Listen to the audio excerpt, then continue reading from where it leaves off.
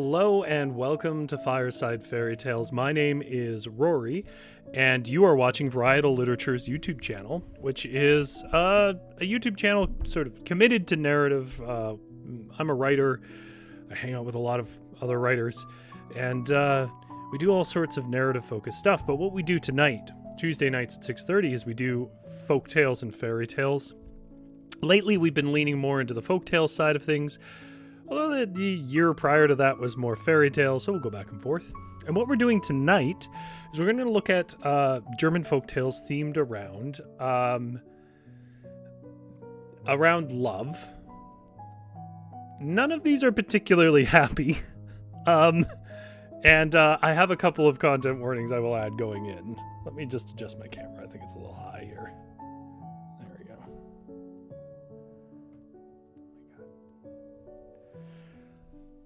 Well, now it's a little low. This is the compelling content that people come for. Just before we get into everything that's going on tonight, a couple of things. If you've never been here before and you are not watching live, down in the description below there will be timestamps that allow you to jump ahead to certain stories.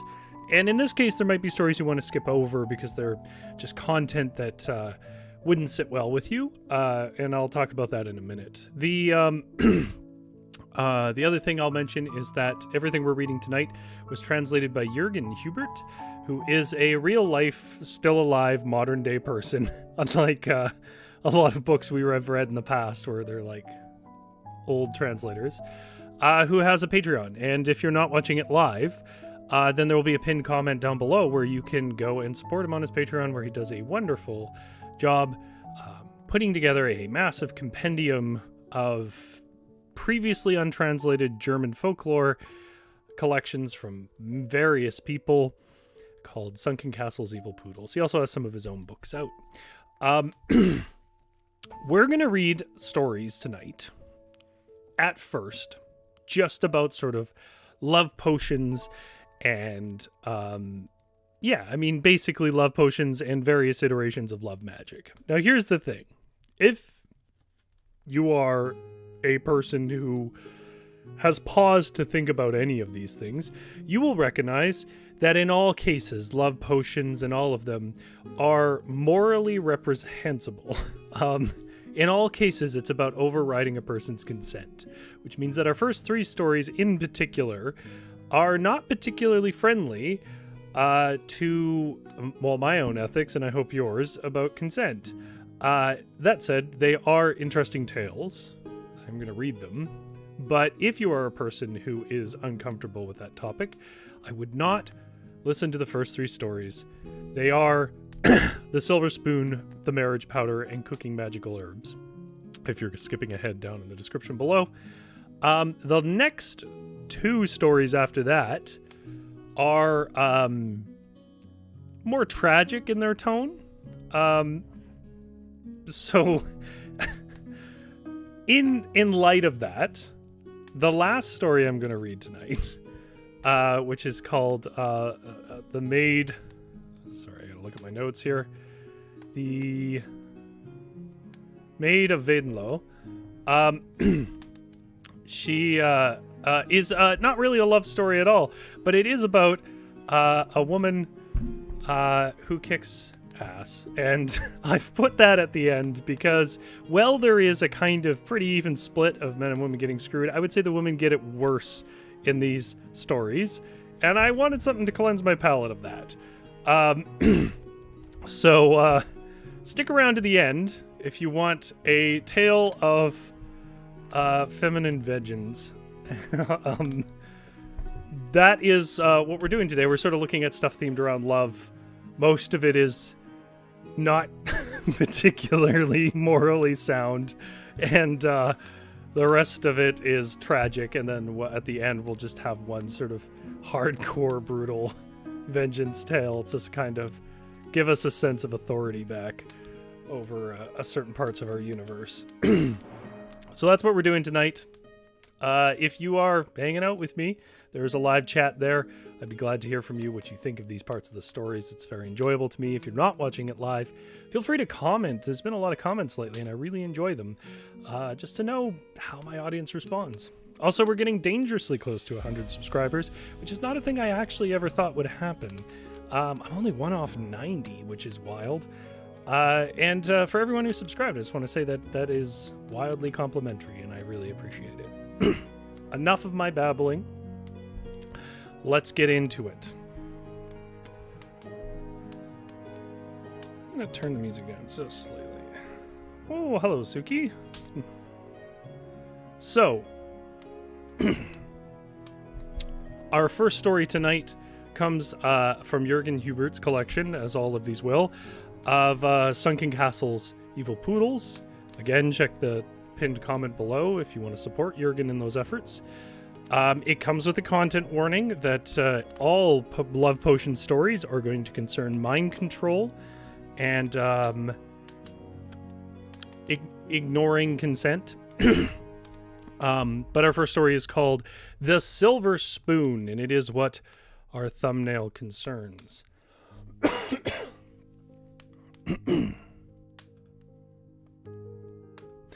A man from Lannistai named Emus Andre, whose brother Yosef I still knew well, was working in Hungary. There he fell in love with a girl whom he visited often. When Andre returned back home in late fall and took affectionate leave from his love, she gave him a silver spoon as a keepsake. The mason kept silent about this gift for a long time until he had reached home. But during the high holiday of Christmas, he pulled it out of his wardrobe and showed it to his mother, also telling her in the process who had given him the spoon.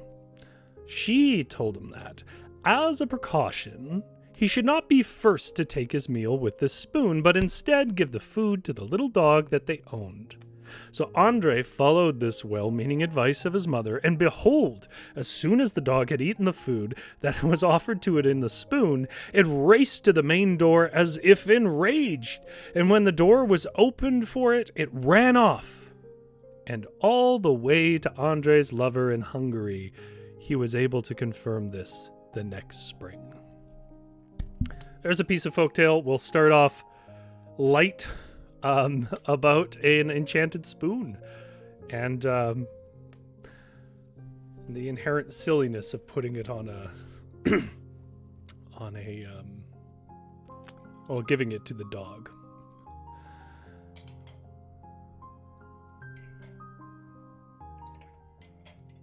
Okay. Our next story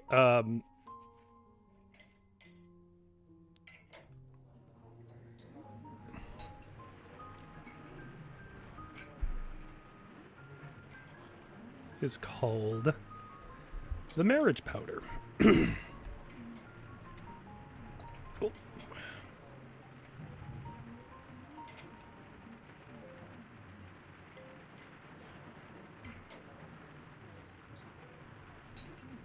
There we go. Sorry, I kicked the light there. Okay, there are many reasons to dislike the central ethos of this tale. I'll talk about it after, but same content warning. This is The Marriage Powder from the collection Sunken Castle's Evil Poodles, and again, content warning, this concerns love potions, which concerns the ignorance or ignoring of consent. This one's a little more worse. Once a beggar from St. Leonhard went up into the Vinschau Valley in order to panhandle, which, if you don't know, is just begging for money. As he wandered around and gathered cruiser coins, he came across a beautiful girl cooking noodles, whom he took quite a liking to. So then he asked for a bowl of noodles, and she agreed to this. Once the noodles had been cooked, he received a portion. He sat down at the table and invited the beautiful maiden to eat with him. After long reluctance, she finally tasted the meal as well. And after that moment, she was in love beyond reason with him, and when he went away, she experienced such great desire for him that she journeyed after him, for he had sprinkled marriage powder between the noodles. She traveled to Passer, where she finally found her darling and married him. The hut where they lived is still standing. It is called the Schneckenhausen, or Little Snail Hut. I like how it tries to make it cute in the end. It's not cute. There are, the commentary goes into this from Jürgen as well, but there are really only 2 lessons to take from this, and neither of them are good.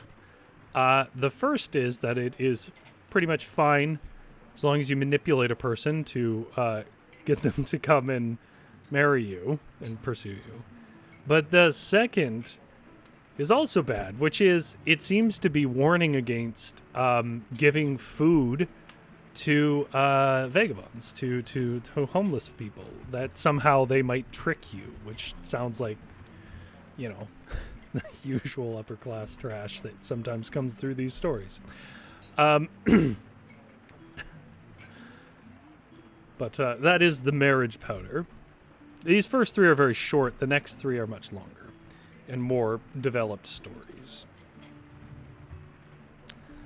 This one reverses the roles a bit. Same ethical problems. Is a bit more of a story, but I think has more of a sense of humor about itself and doesn't seem to want to make it okay. Let's change our ambiance a little bit, though.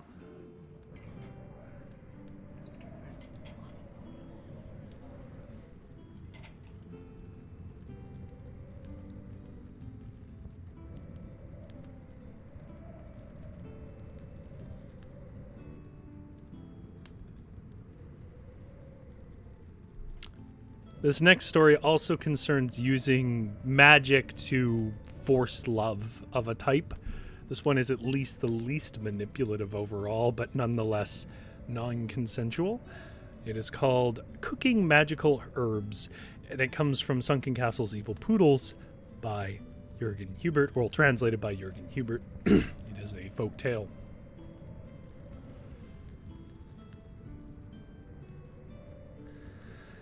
In Erfurt, in the year 1672, it occurred that a carpenter's maid and a dyer's journeyman who had served in the same house had a love affair, which in its levity lasted for some time.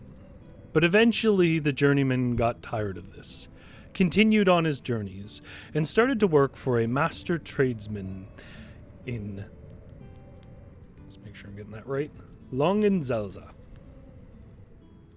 Probably still not right. Could not get past... However, the maid could not get past her thoughts of love and wanted her lover at her side again. So, on the holy day of Pentecost, when everyone else living in the house, excepting the apprentice, were in church, she put certain herbs into a pot and put the pot next to the fire. And once the pot began to boil, her lover was supposed to be present. But the apprentice didn't know about the contents of the pot. Thus, when the pot was next to the fire and bubbled, he moved it closer to the blaze and put his own pan with glue in its place. This is at a time when you would have had to have heated up glue. As soon as the pot with the herbs got closer to the heat of the fire, he heard a voice coming from within the pot. Multiple times the voice said, "Come, come, Hansel, come, come, come, Hansel, come." But while the apprentice was stirring his glue, there was something dropping behind him like a sack. When he turned around, he saw a young man lying there who wore nothing except a shirt. And he started to wail pitifully about his situation. The maid came running, as well as other people in the house, in order to see why the boy had screamed so vehemently. And when they found the journeyman lying there in a shirt, as if he'd just awakened from a deep slumber, they were quite shocked. But he soon recovered somewhat, and after being questioned, related that a large, black, coarse animal shaped like a billy goat had appeared in front of his bed. This creature had frightened him terribly and soon grabbed him with its horns and flew out the large window with him. What happened to him after that? He could not say, but he was otherwise not aware of anything peculiar. But now he was so far away from where he'd been. For about 8 o'clock in the morning, he'd still been laying in bed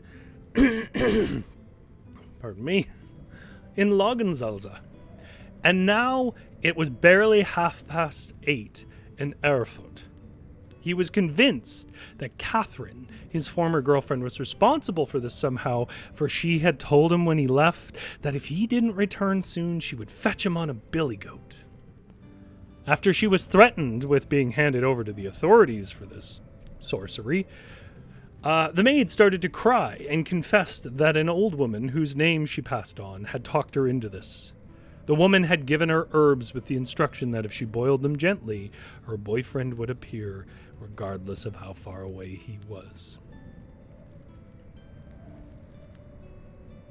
And that is a folk tale about teleporting your boyfriend. Now here's the thing. I have sympathy for a young broken-hearted girl. But also, there is no indication that the guy did anything wrong here. He just broke up with her, and she teleported him back across Germany over it. Again, consent problems. GS says riding those billy goats again. Yeah, I don't know if you saw Jurgen's comments on the last video, but he mentioned that last video was about a Norwegian folktale, but Jurgen mentioned that riding billy goats was a witch's thing in German lore, usually. That it comes up, but it's usually witches that ride them for whatever reason. Okay. Now we get to some unconventional love tales. I'm calling them that. This one is called The Ghostly Suitor of Hartenstein Castle. It's moving away from our love potion themes. You know, the thing about there's probably more love potion stuff out there. In fact, there are some more love potion stories I could have read. Thing is, though, they're all kind of the same story. They're very varying iterations of, like, I want them, so I charmed them, and now they're mine. But this one is nothing to do with love potions, but it does have to do with love, and it is such an unconventional tale of love. I wanted to tell it because, you know, there's 100 good love stories out there, and maybe one year I will tell one of those, but folklore tends to tell insane stories about really dark things and tragic comic things. This I would classify as being somewhat tragic. We'll see how you feel. Actually, let me just get a drink of water.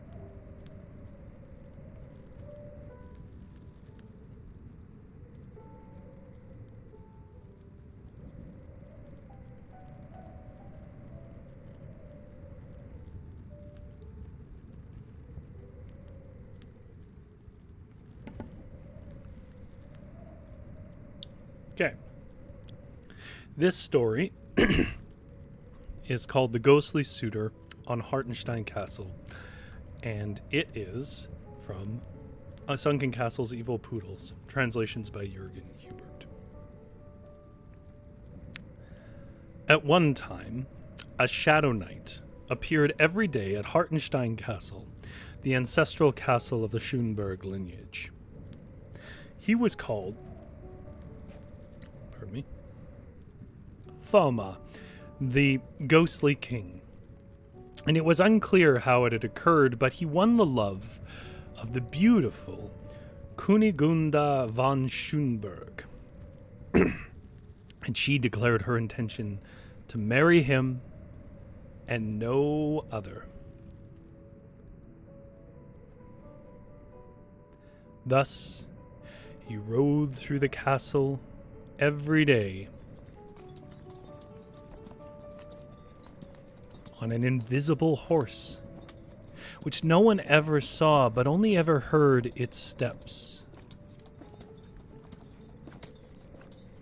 Then he put it into stables, and afterwards climbed up the castle stairway, invisible himself, but perceptible by the echoing of his footsteps. And there his bride came to meet him, and he gave her his hand, and this was the only part of the body which could be felt. It was soft and smooth, but cold as ice. And after that, the two talked, and flirted with each other in the manner of lovers. Then they stepped into the dining hall,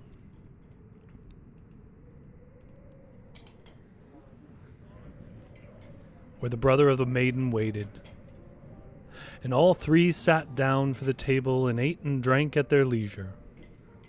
The food put down in front of the Shadow Knight and the wine poured into his cup vanished. Nobody saw where it ended up. It was only possible to hear the voice of the Shadow Groom.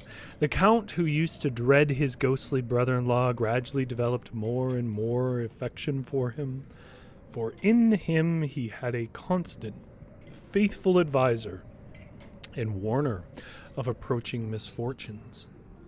Once the meal was over, the Count left the bridal couple, and in this manner they sat together until 1 o'clock, whereupon the ghostly guest hurriedly took his leave.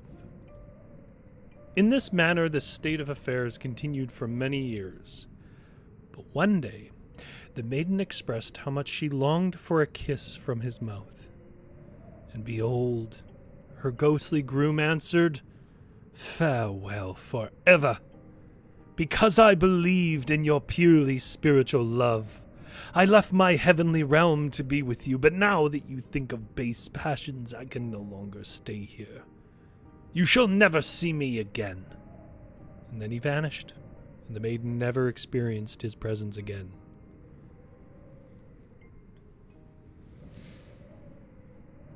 Now, I want to say off the bat here, asexual relationships are completely legitimate.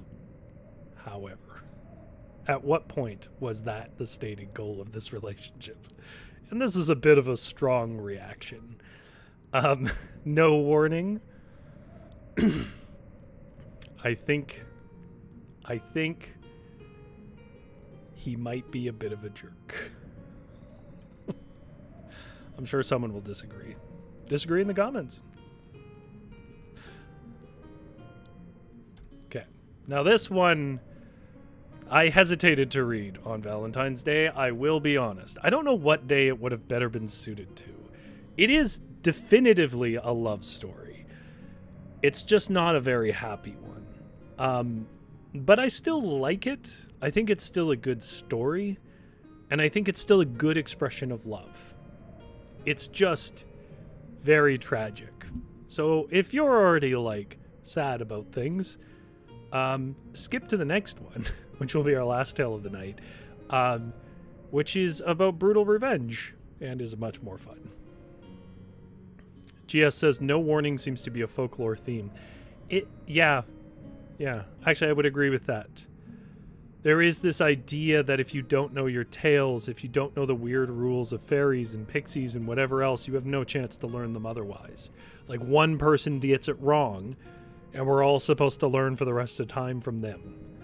So if you don't know that story, if you don't take seriously the idea, don't go into fairy circles or whatever else, you get no second warning. Okay.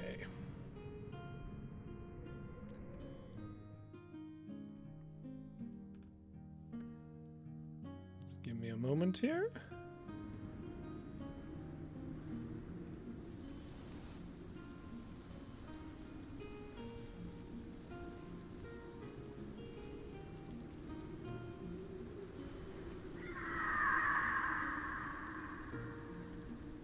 This next tale is called The Shower Maidens.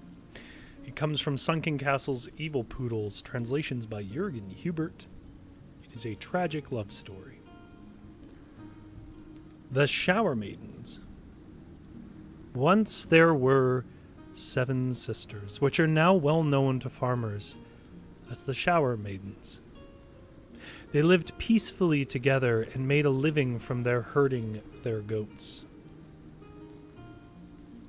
One day, 7 noble knights were passing by into the direction of the Harmer. The knights asked them for something to drink, these women, which the sisters were happy to oblige, for they had their milk kegs at hand. From this time onward, the sisters left their herds, became silent, searched for lonely places in the forest, and yearned for their knights. They no longer looked after their goats. The wolves ate one after another. The knights separated as well, and each sought out the maiden who had offered him a drink. Over time, each couple found each other, one at the Kressenbrunnen, another at the Baron Riegel, and one more at a moss-covered cave, and so forth at different places. And there they lived and loved each other. And soon, apple-cheeked boys smiled from their beds of moss and delighted in the shining armor of their fathers. In this way, they lived for several loveful years. The knights hid the woman so that they could lead them to their castles after their father's death. Their fathers, however, wanted them to marry rich, noble women. And when their sons refused to bend to their father's will, they strove to discover the cause for this. There was a diviner in the region who was able to give them instructions on how they could capture the 7 maidens who had captured their sons. So the grim lords mounted their horses and searched the forest.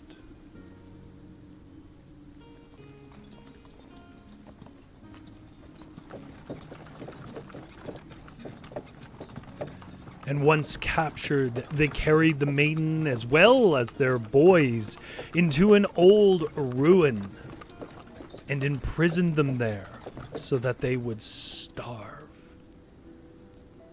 Then they ambushed each of the knights when they were alone and wanted to bring food to their lovers and children. They were then chained to the walls of the ruin where the maidens were jailed with their children. During this time, drunken farmers, accompanied by their wives who carried cakes and mead in their baskets, returned from a local Kirchway festival, which is like a church festival, and passed near this terrible place. And the knights pleaded for the food, for the starving woman and children imprisoned within, but the farmers made crude joke. "The mice are singing beautifully today," toasted to the health of the old lords before their eyes, and then moved on, plotting how to take possession of the home and property of the 7 maidens once they passed. Eventually they did. The maiden and their boys, the knight's sons, had passed on, starving in that old castle. And the old lords finally came and released their sons, the knights, assuming they had broken this rebellious will. But in this, they were mistaken, for the sons now attacked their fathers.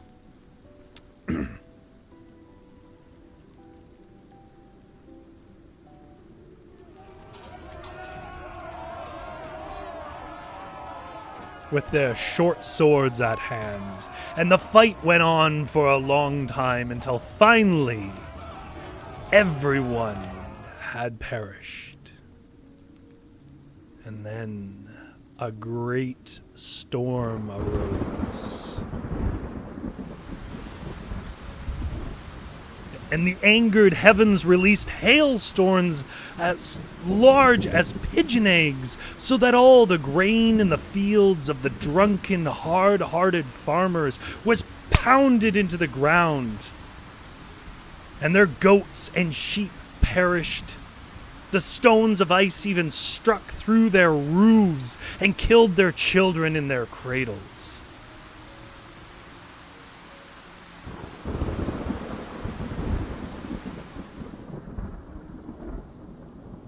And since that time, hail appears and destroys the harvest of the farmers because they are the descendants of the hard-hearted people who denied food to the starving.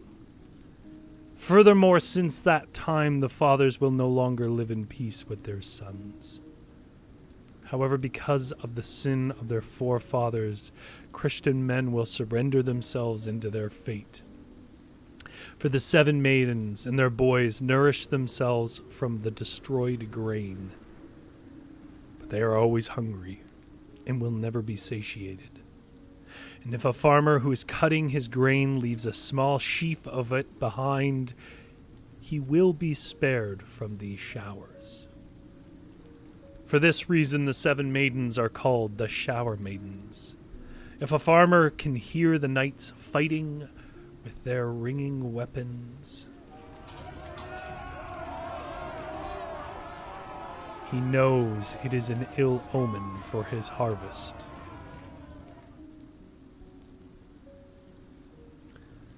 And that is the bleak, but I think compelling Shower Maidens. Now, given that in all but like 1 or 2 of the stories so far, women have pulled up the short end of the stick, I'm going to tell you a final story that has nothing to do with love and everything to do with being a badass.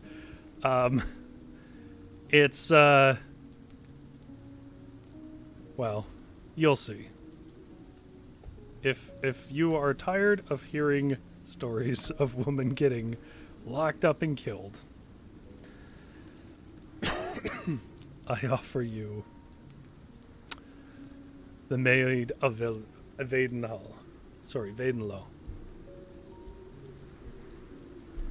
Our last story tonight also comes from Sunken Castle's Evil Poodles. Actually, let me change over this sound a bit.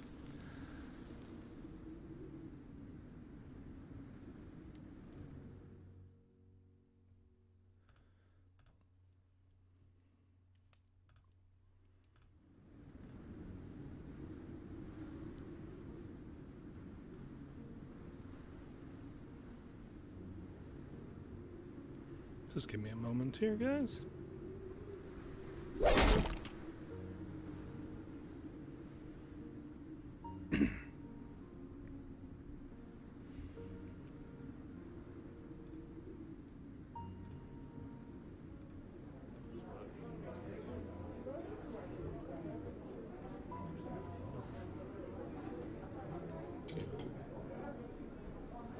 Our last story comes from, again, Sunken Castle's Evil Poodles, and it is called The Maid of Wildenloh. Several centuries ago, there was a large farmhouse in Wildenloh, and traces of it can still be found today. The well belonging to this farm was rediscovered some time ago. Even the location where the house was located is still shown by the elongated depression of the building site and the occasional remnants of an old wall. Once, the inhabitants of this house were at a wedding in Wildenloh and had left only their maid behind in their home.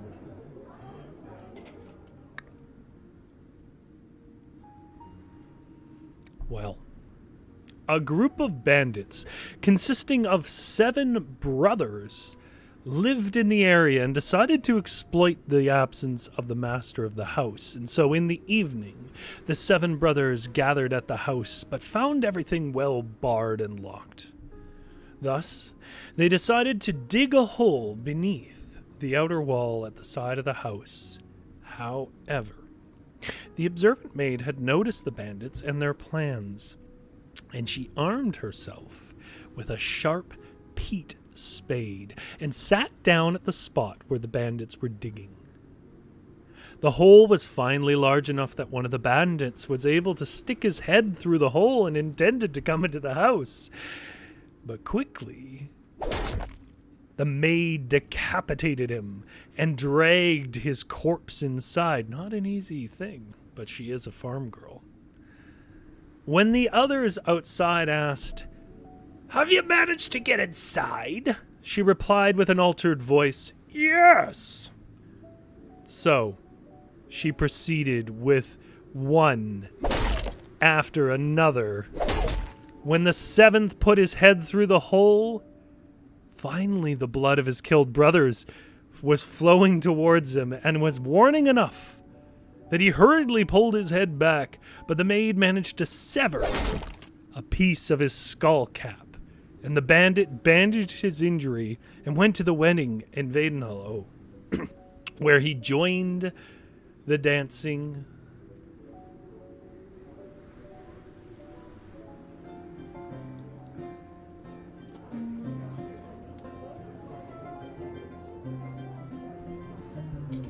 With a drunkard's courage, he shouted, "Hey-oh, the Maid of Wildenloh! Now she waits for the seventh man!"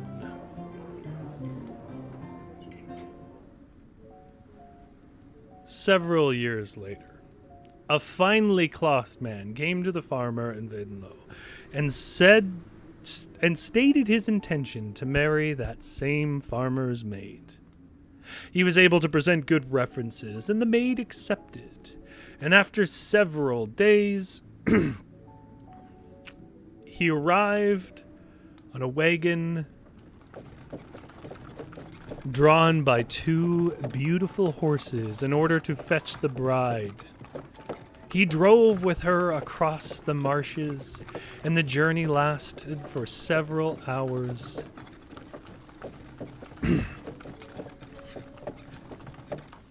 Without reaching their goal. And when finally the bride asked if they would soon arrive at his home, he put his head on her lap, told her to ruffle his hair.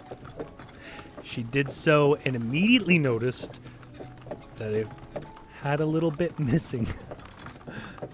Because he was the bandit whom she had injured but not killed. And then he dropped the pretense and revealed to her that he had fetched her to avenge the death of his 6 brothers.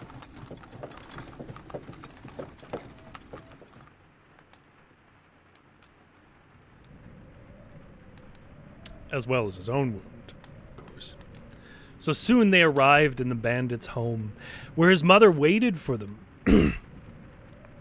On a fire, they had a large cauldron full of oil in which they intended to boil the captive. The bandit brought the maid into the house and led her to a large block with a big hatchet on top of it, which he intended to decapitate her with. The maid pretended to accept her fate, but asked the bandit that he help her remove her beautiful new dress so that it would not be soiled by the blood and ruined. Well, the bandit accepted this line of reasoning and started to untie the dress. Then she quickly grabbed the hatchet and struck the bandit so skillfully that he dropped dead to the ground. And now the mother rushed at her with an axe too, but she too was slain by the maid. Quickly the maid jumped on the wagon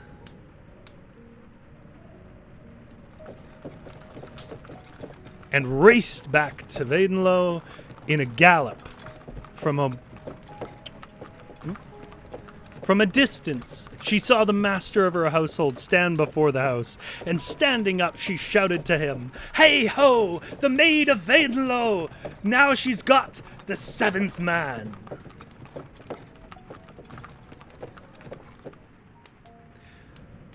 Now there are some variants to this tale. Who knows which one is true? But in the bandit's house, apparently there might have been the circumstances where she even put her head on the block. But when he pulls it back, the bandit attempts to strike so hard that the hatchet gets stuck in the block. So she then grabs it herself and slays the bandit in return. Alternatively, there is another version that has been heard, which is the maid drops her bracelet, slays the bandit as he bends down for it, or even the maid throws her dress over his head so that he becomes entangled in it. And the old woman, well, sometimes she gets thrown into the cauldron with the oil. and a multitude of treasures can be found in their house in most versions, which the maid rightfully appropriates. All right.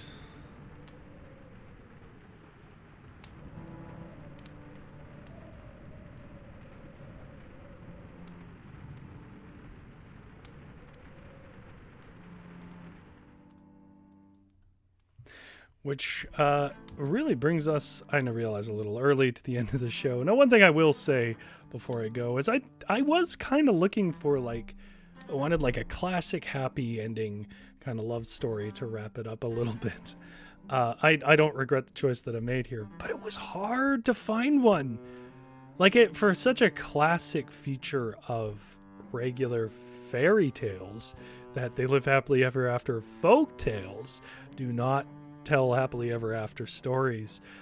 Finding any tale where it worked out, although if you are seeking out sort of a little bit of romance with a bit of a happy ending, I don't think it was last week or maybe it was the week before, we read a story, I think I still have the name here,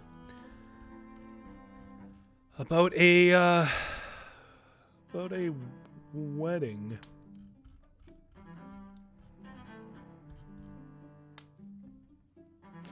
Oh, the ghostly wedding in the deserted village of